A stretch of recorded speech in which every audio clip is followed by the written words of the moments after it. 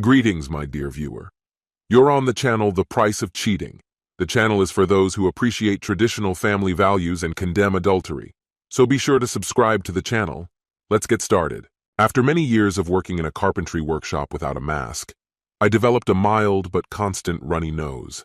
Now, I keep a box of tissues in every room of our house. My wife, Victoria, doesn't mind the tissue boxes in private areas like our bedroom or the family room. However, she absolutely hates seeing them in places where we entertain guests. Just yesterday, I was sitting in the living room, checking emails on my laptop and enjoying the faint winter sun, when Victoria walked in with a serious expression. "Anthony, that's me, Anthony Brown, 50 years old, owner of Brown Carpentry." "Yes, dear," I responded, fully aware of the unspoken rule of our 20-year marriage. The key to harmony is always ending a sentence with, "Yes, dear." It's a mantra that has kept the peace between us for years. "We need to talk," she said, in a tone that signaled a conversation I wasn't looking forward to. "Here we go." Suppressing a sigh, I braced myself, already feeling the tension rising. "What now?" I muttered under my breath, looking away. I knew this feeling all too well, like I was always just one step away from annoying her. "When and where?" I asked, predicting her response. "Right here and now," she snapped, pointing at a used tissue on the coffee table. "Look at that." I looked at her in confusion. "What's the problem?" "Don't leave tissues on the table. It'll leave a mark, and you know what moisture does to wood." Her tone stung, as if she were lecturing a child. "I work with wood every day. I don't need her reminding me what moisture does to it." Without saying a word, I headed to the workshop behind the garage. Grabbing a piece of wood, I threw it against the workbench with all my might. It shattered into two pieces, flying in opposite directions. I exhaled. It felt good. On impulse, I sketched out a design for a new coffee table.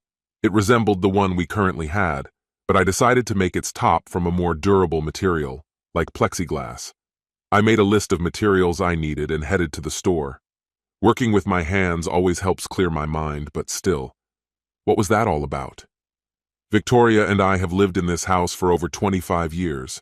I inherited it from my grandfather, and over the years, we expanded it, even enlarging the bedrooms for our children.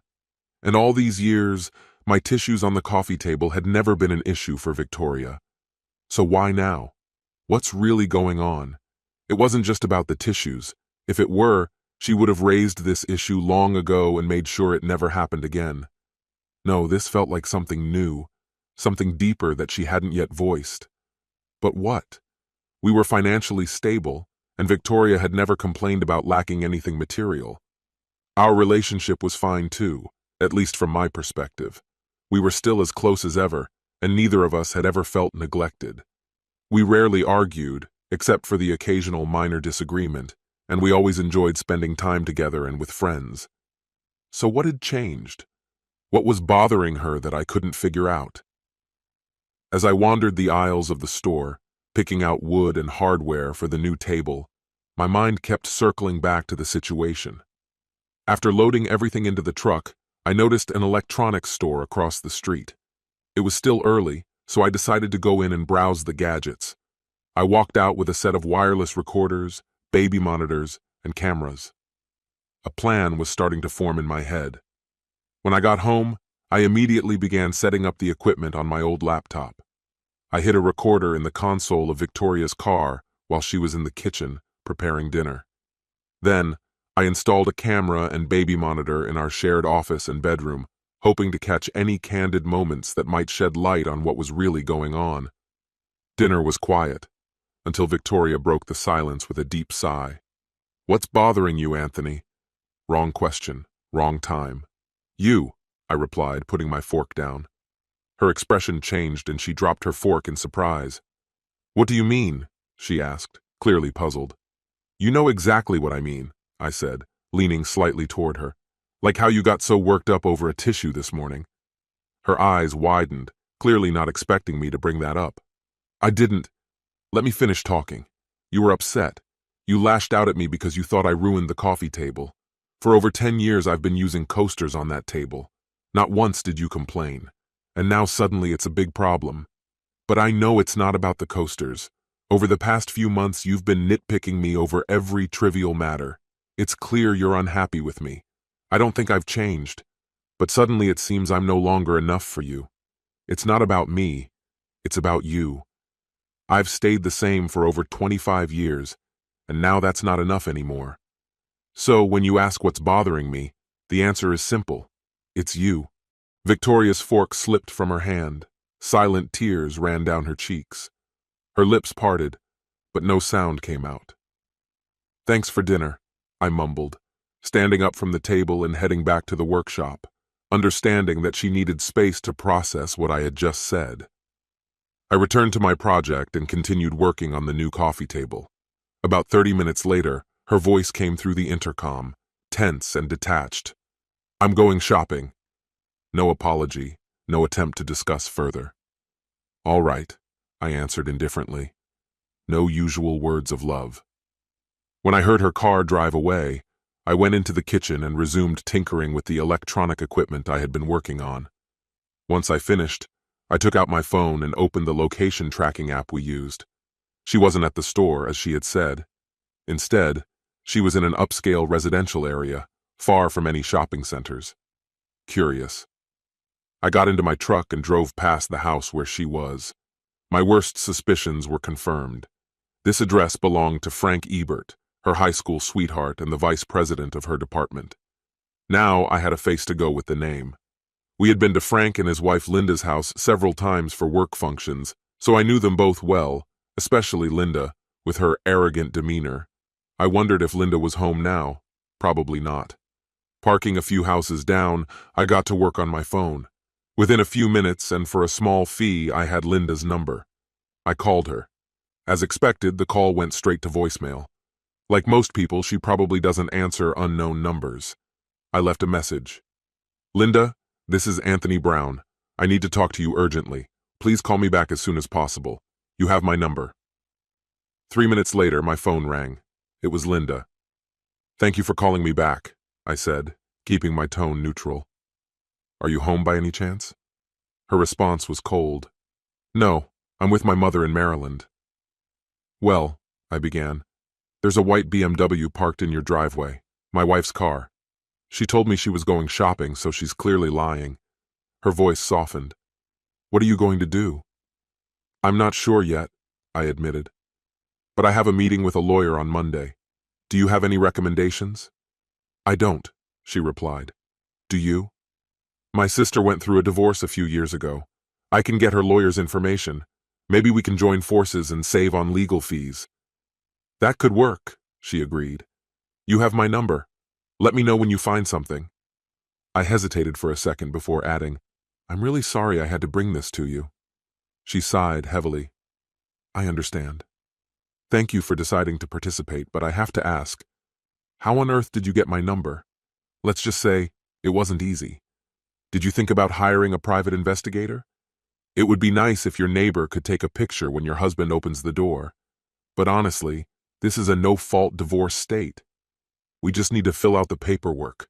No explanations required. Never thought about it. Got it. I'll let you know when I find a divorce lawyer and hear from your neighbor. Actually, I'm nearby. Why don't we meet with her together? Sounds great. I'll call her and tell her we're coming." After I hung up, I waited. 15 minutes later, a woman with blonde hair, probably around 45, approached me from across the street. We exchanged greetings, and I learned her name was Charlotte. After a short conversation, we devised a plan. Charlotte confidently walked up to the front door, rang the bell insistently, and began knocking. "Frank! Frank! Open up!" I backed away toward my car, and after what seemed like forever, about 5 minutes, he finally opened the door, sweaty and confused, wearing a robe. "What do you want?" he snapped irritably. "There's been an emergency. Victoria needs to call her husband immediately." His expression shifted to shock. His face went pale. "What do you mean? Who died?" he mumbled, clearly trying to avoid the situation. "Enough with the games, Frank. This is serious. Whose car is parked in the driveway? It's hers, isn't it? Stop pretending and bring her out." At that moment, my phone vibrated in my hand. It was Victoria, listening from a distance. I answered, and she got straight to the point without any small talk. What's going on? Who died? It's not who, but what? Our marriage. What are you talking about? I was at the store, she protested. The store? Is that what you're calling being naked at Frank's house now? I'm standing right here behind your car and I can see everything. Oh, stop it, she snapped. He invited me over to talk about something. I just dropped by on my way to the store. The lies kept pouring out, and any chance of saving the relationship evaporated at that moment. Fine, I said. If that's the truth, come out right now. I kept the call active, waiting. As expected, nothing happened. 30 seconds passed, and I continued. See? You can't, because you're not even dressed. I may have my flaws, but I'm no fool. Don't come home tonight. I've already changed the locks and disconnected the garage remote from your car. And when Linda gets back tomorrow, Frank will probably have to leave too. So once you're ready, you and Frank can figure out where to spend the night. Whatever you do, don't come back here tonight, I warned. While she was gathering her things, I decided to slash 3 of her tires. I was halfway through the 4th when she finally came out, muttering something to Frank. I stood up, looked at both of them, and without saying a word, crossed the street and left. By the time she got to the house, I was already outside, packing all her things into garbage bags and lining them up along the garage. I waited by the front door, arms crossed. Anthony, please let me in, she pleaded. Why? All your stuff is right there. Load it into that fancy SUV you wanted so badly and leave. You can leave the groceries if you want, but don't make yourself too comfortable. This isn't your place anymore. It's mine, she insisted. No, it's not. My name is on the deed now. My grandfather gave me this house long before you came along, I said emotionlessly. Now you need to leave. And if you don't want to be served papers at work, just give me your new address. Anthony, stop it. That's not true. Nothing happened. Nothing, I said, pulling out the papers. Then explain this. She looked confused. What are you even talking about? What are you accusing me of? Lying, I cut her off. You claim nothing happened, but I saw Frank fumbling with the door. He couldn't open it for a long time, and when he finally did, he was flushed, out of breath, and sweating in that ridiculous robe. And you rushed out as if you couldn't wait to escape. That doesn't look like nothing. I paused. So, yeah, we clearly have different perspectives on this situation. You have no proof that anything happened, she argued. Here's all the proof I need, I said, shaking the papers. Proof that we can't fix this anymore. Irreconcilable differences, isn't that what they call it? I continued. It's not just about us. You've already moved on, leaving me behind. Obviously, I'm not good enough for you anymore. Not when you've got your little fling with Frank. But here's the deal. Linda is coming back on Sunday, and on Monday, she and I are filing for divorce. I paused to let my words sink in. We have the same lawyer. We have all the evidence, photos, videos, even transcripts of your messages where you not only insult us but others as well. Accept the settlement, and we'll keep this quiet. But if you or Frank decide to fight, we'll make sure everyone sees those videos. Every last one. So pack your things. It's time to go. I went inside, shut the door firmly, and felt satisfied hearing it slam behind me. To their credit, neither Victoria nor Frank contested the divorce. They weren't foolish enough to make the situation worse. They even lived together for a while, but before the ink on the divorce papers dried, Frank caught Victoria in bed with their neighbor. They say clichés exist for a reason. They happen all the time. As Linda and I dealt with the legal aspects of our divorces, we grew closer. At first it was just friendly conversations, but after a few dates, things got more serious.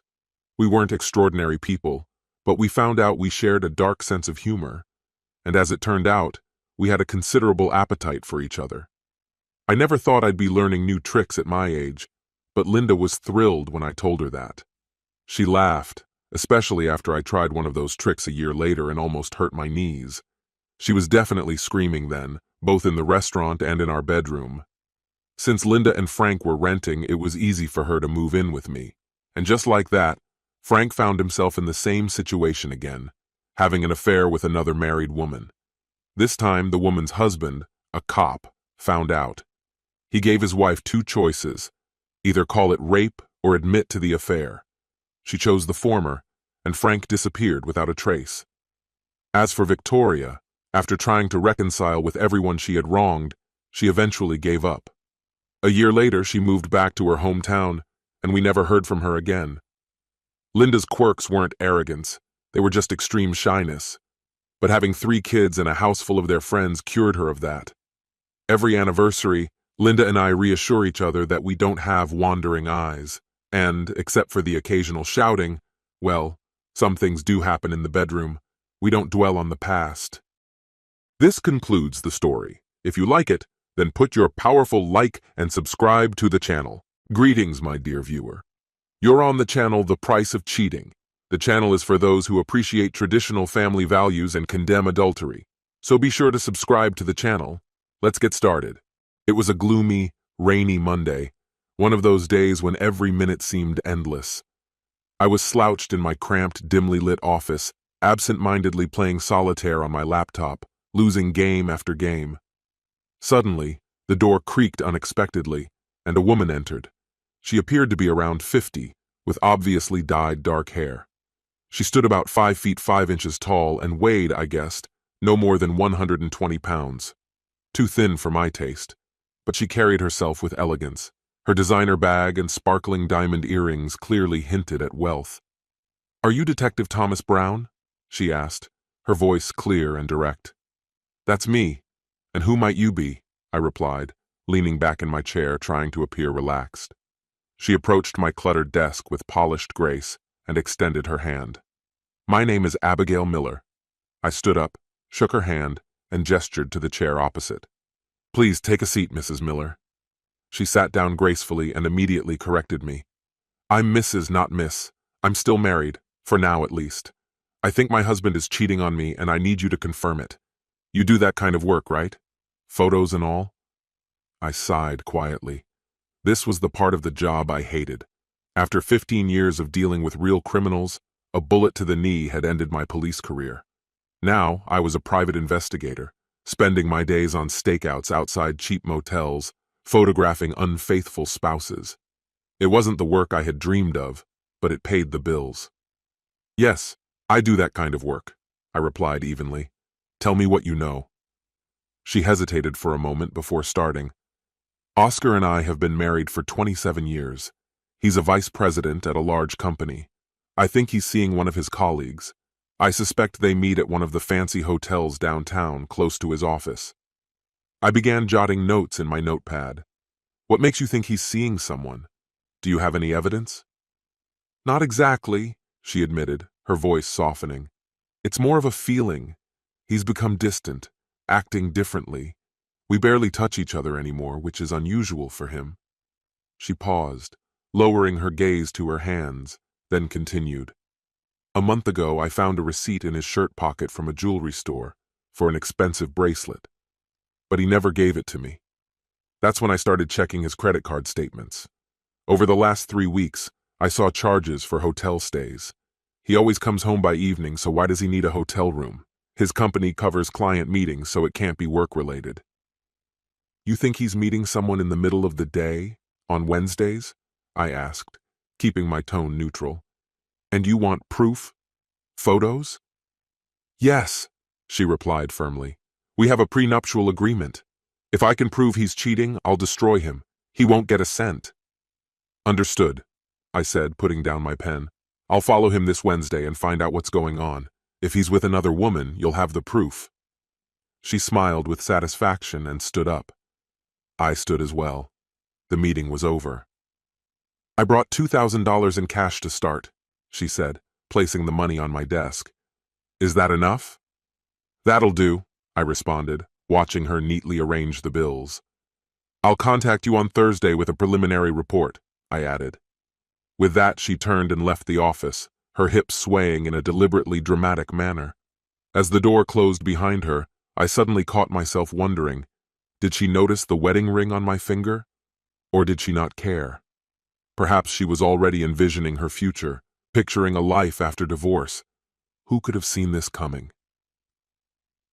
That Wednesday, I entered the most expensive hotel precisely at 12:30 p.m. It was the closest hotel to the office where her husband worked, and with the constant rain outside, proximity mattered.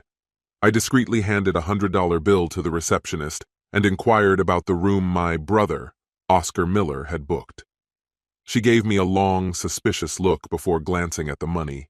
With a reluctant sigh, she reached for the notepad. After scribbling room 601, she tore off the page and silently handed it to me. I nodded in thanks and made my way to the free coffee station in the lobby. Glancing at the photograph Mrs. Miller had given me while sipping the barely warm coffee, I took up a position where I had a clear view of the elevators. At 1 p.m., Oscar Miller strode confidently into the lobby and headed toward the elevators. His movements suggested that his girlfriend had probably already received the room key and was waiting for him upstairs. I watched as the elevator doors closed behind him and checked the display to confirm he went to the 5th floor. After waiting 5 minutes, I gathered my belongings into a small duffel bag and took the elevator up to the 6th floor. From there, I quietly slipped into the stairwell and descended 1 floor. Carefully cracking open the door to the 5th floor, I scanned the hallway. It was empty. Perfect. I approached room 601. Pressing my ear to the door, I could hear muffled voices inside. I reached into my bag for the snake camera, but the gap under the door was too narrow. Cursing under my breath, I pulled out a crowbar and gently pried the door up. With the door slightly raised, I was able to slide the camera underneath. The screen flickered to life, and the autofocus began adjusting. After a few moments, the bed came into view. My eyes froze on Oscar Miller's face.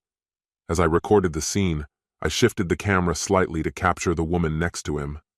A wave of nausea hit me. I nearly dropped the equipment when I saw her, the unmistakable bird tattoo on her shoulder. My heart clenched. There was no mistake. How could she do this? For almost 25 years, my brother had loved this woman. Her betrayal struck me like a knife, driven deep into my gut. I felt the nausea rising again, but I forced myself to swallow it down, focusing on my breathing. She was nothing more than a lying traitor. I steeled myself, reminding myself I had a job to finish. Abigail Miller needed irrefutable evidence to annul the marriage contract, and I couldn't let my emotions get in the way. Clenching my teeth, I continued observing. The woman with long dark hair moved in a way that left no doubt. Every look at her face confirmed the painful truth, tearing apart the last remnants of my resolve. Part of me wanted to burst in, shatter the illusion, and put an end to the agony tearing me apart inside, but instead I packed the camera away and slipped it back into my bag. Leaning against the stairwell door, I felt a wave of exhaustion, both physical and emotional, wash over me. The emotions, rage, sadness, disgust, were unbearable. Questions flooded my mind, questions without answers. Why did she do it? How long had it been going on? Shaking my head, I tried to push those thoughts away. I needed to stay professional and finish the job. Abigail Miller was counting on this evidence, and I couldn't fail her. 10 minutes later, Oscar Miller exited room 601 with a smug grin on his face. He adjusted his tie, glanced around, and headed for the elevator. Once he was gone, I hurried to the door. For a moment I considered knocking, but instead leaned against the wall across from the room. A few minutes later, the door opened, and there she was. As soon as she saw me, her eyes widened in shock, and she slammed the door shut. I knocked firmly but calmly, my voice commanding, "Patricia, open the damn door!" After a brief moment of uncertainty, she cautiously turned the handle and opened the door. Her face was streaked with tears. "Thomas, oh God, Thomas, why are you here?" "The real question is, why are you here?" My voice cut through the air, cold and merciless. "Thomas, it's not what you think. I can explain everything," she pleaded, her voice trembling and filled with desperation. "It was just enough," I interrupted sharply.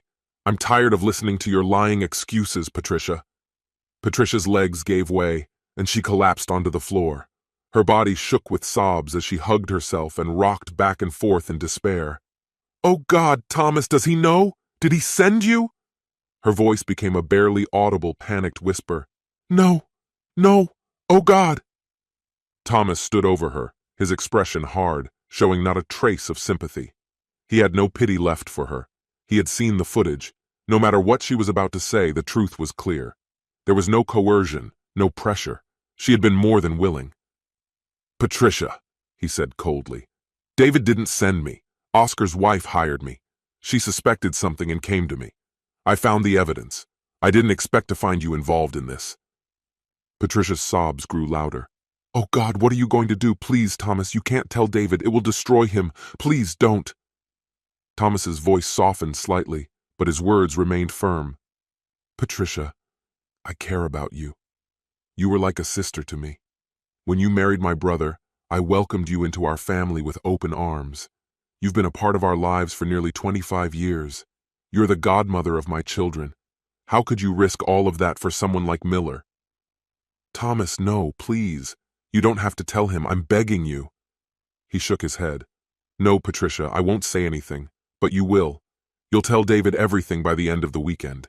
If you don't, I'll show him the video myself. You have until Monday." Her eyes widened in horror. She gasped, her face pale. "Please, Thomas, don't let him see it. I swear I'll tell him everything. Just don't let him see me with Miller." Thomas extended his hand to help her up and gently directed her toward her car. "Go home," he said. "End the day. Wait for David and tell him everything." Still trembling, she nodded and promised to confess to his brother. Thomas gave her his word in return. If she came clean, David would never see the video. Later in his office, Thomas sat down to review the evidence he had collected for Abigail Miller, Oscar's wife. Using software he had bought, he blurred Patricia's face in the footage. Abigail only needed proof of her husband's infidelity to activate the prenuptial agreement. Knowing the identity of the mistress wasn't necessary. On Sunday evening, Thomas's phone buzzed with a message from David. It was brief. "Can we talk?" Without hesitation, Thomas called him. "Hey, brother, what's going on?" "Hey, Oscar," David replied. "I wanted to ask if I can stay with you for a few days." "Of course," Thomas said, feeling a wave of unease. "What's happening?" Patricia confessed that she had a brief affair, David admitted quietly. "She says it's over and swears it won't happen again." "It's hard, really hard to trust her again. I want to, but deep down, I'm not sure I'll ever fully forgive her." "David, you know how much you and Patricia mean to me," Thomas said. "No matter what you decide, I'll stand by you." "I appreciate that, Thomas," David replied, his voice filled with uncertainty. "But tell me, what would you do if this happened with Lily?" Thomas sighed, pausing before he answered. "David, I hope I never find myself in that situation. I love Lily more than anything in the world, just like you love Patricia. But if Lily ever betrayed me, I don't know how I would react." David nodded, lost in thought. "Yes, I still have feelings for Patricia, and I think she feels the same. But I'm stuck, brother. I don't know what to do." "As your older brother," Thomas said gently, "I can't tell you what's right. It's something you have to decide for yourself, for your future." David exhaled heavily. "Thanks, brother. I promised Patricia we'd talk it through tonight." "Let me know if you need me to stop by," Thomas said. But the night passed without a call. It seemed that David and Patricia had decided to give it another try. I couldn't blame him for the choice. It was his life, and only he could decide what was right. Looking back, I'm almost certain I would have acted differently, but it's easy to say that when you're not living through it. Later that night, as I lay in bed with Lily, my thoughts began to wander. "Lily," I asked, "are you truly happy with the life we've built together?" She looked at me, her eyes glowing with warmth. "Thomas, I love you more than words can express. Our life, everything we've built, makes me incredibly happy. Why are you asking? Is something bothering you?" "No," I quickly replied. "I just needed to hear it. I can't imagine a greater happiness than what I feel with you." She smiled softly, a playful tone in her voice. "Good answer. You're getting wiser every day." Then she leaned closer and whispered, "Now enough talking. Kiss me." The next day, David told me he wanted a divorce from Patricia.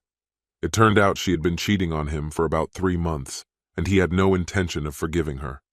She made her choice, and now she'd regret it. This concludes the story. If you like it, then put your powerful like and subscribe to the channel.